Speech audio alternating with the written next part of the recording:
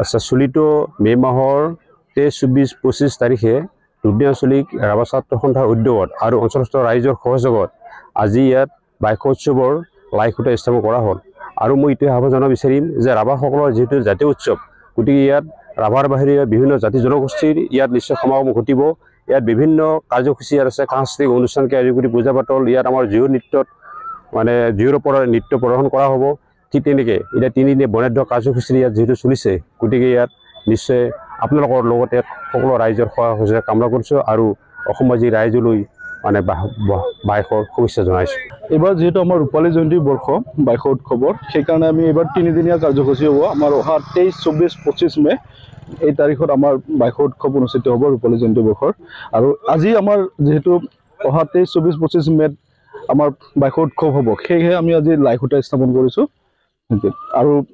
এই 23, 24, 25ত আমাৰ এনে ধৰণৰ প্ৰগ্ৰামবোৰ আছে 23 তাৰিখে আমাৰ ৰাতিপুৱা ফ্লেগ হোষ্টিং হওক তাৰপিছত শ্বহীদ তৰ্পণ তেনেকুৱা কাৰ্যসূচী ইয়াৰ লগে আমি শোভাযাত্ৰা তেনেকুৱা কাৰ্যসূচী ৰাখিছোঁ আৰু বিভিন্ন ধৰণৰ খেল ৰাখিছোঁ যেনে ধৰণৰ কাবাডী খেল প্লাছ আমাৰ যেহেতু বাইক উৎসৱ তাৰ লগত সংগতি ৰখা আমাৰ লেৱাটনা প্ৰতিযোগিতা তেনেধৰণৰ পুৰুষ মহিলাৰ হয় তেনেধৰণৰ বিভিন্ন খেল ধেমালি আমাৰ আছে আৰু লগতে যিটো আমাৰ বাইক উৎসৱটো আমাৰ যি আমাৰ পূজা হয় আমাৰ বাৰনাক্কাই বুলি পূজা হয় সেই পূজাটো আমাৰ ৰাতিপুৱা পূজাৰীসকল আহে ৰাতিপুৱাৰ পৰা বিভিন্ন ৰীতি নিয়মেৰে আমাৰ পূজাটো আৰম্ভ হয় তাৰপিছত ৰাতি আমাৰ জয়ৰ ওপৰত নৃত্য সেইটো হয় বাৰনাক্কাই নৃত্য হয় আৰু আমাৰ সেইদিনাখন প্ৰথম দিনাখন কাৰ্যসূচী আমাৰ যেহেতু আমি প্ৰত্যেক বছৰে অনুষ্ঠিত কৰি আহিছোঁ মিছ ৰাচং শ্ৰেণীৰ দ্বাৰাই যিটো আমাৰ ৰাভা সাজপাৰৰ ওপৰত হয় সেইটো আৰু এইবাৰ আমি মিছ ৰাচং শ্ৰেণীৰ দ্বাৰা আৰু মিষ্টাৰ ৰাভাচং গাভৰুৰ তেনেধৰণৰ কাৰ্যসূচী আমাৰ আছে যেহেতু ল'ৰা আৰু ছোৱালীৰ আমাৰ এইটো ট্ৰেডিশ্যনেল হয় ৰাভা জাতীয় সাজপাৰৰ ওপৰত হয় এইটো সাংস্কৃতিক অনুষ্ঠান আমাৰ নেক্সট দিনাখন আছে আমাৰ 24 তাৰিখে আমাৰ সাংস্কৃতিক অনুষ্ঠান আমি যিটো আমাৰ ৰাভা হওক বেলেগ কাষ্টৰে হওক স্থানীয় শিল্পী তেনেধৰণৰ কাৰ্যসূচী ৰাখিছোঁ আৰু লগতে আমি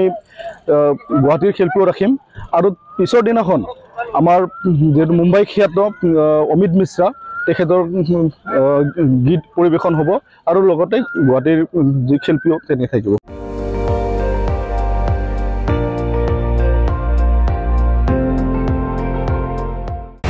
আপুনি চাই আছে ND24 সৰ্বশ্ৰেষ্ঠ নহয় সৰ্বোত্তমৰ দৌৰ